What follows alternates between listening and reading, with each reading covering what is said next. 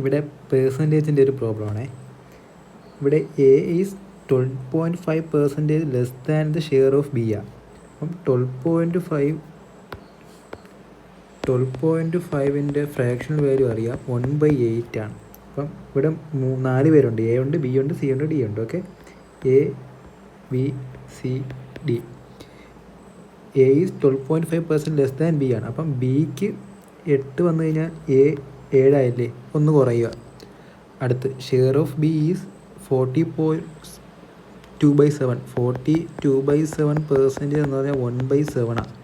അപ്പോൾ സി 7 ആയിക്കഴിഞ്ഞാൽ ബി എന്ന് പറഞ്ഞാൽ 1 കുറവാണ്. അപ്പം 7ൽ നിന്ന് 1 കുറഞ്ഞ് 1 കൂടുതലാണ്, ഈ ഷെയർ മോർ ദാൻ ഇതാണ്. ഓക്കെ, അപ്പോൾ 7 8ആയി.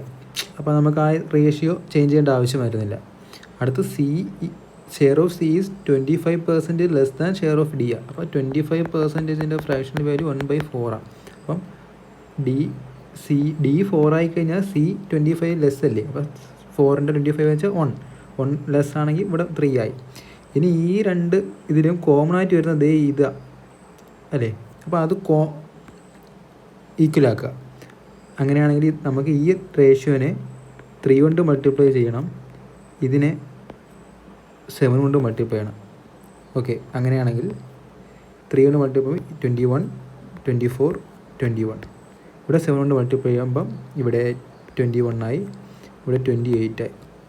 അപ്പോൾ നമുക്ക് ഇത് രണ്ട് ഈക്വലായി. ഇവിടെ ഇതിനെ ഇങ്ങനെ ഇവിടെ എഴുതാം. ഓക്കെ, അപ്പോൾ എയുടെയും ആയി, ബി സി ഡി ആയി. ഇനി ഗിവൺ ഇക്വേഷൻ ക്വസ്റ്റ്യനിൽ പറയുന്നത് the difference between share of B and D is 60 crores.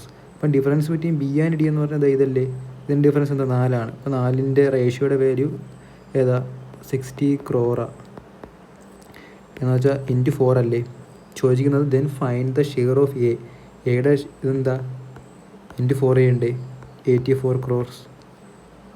Easy അല്ലേ.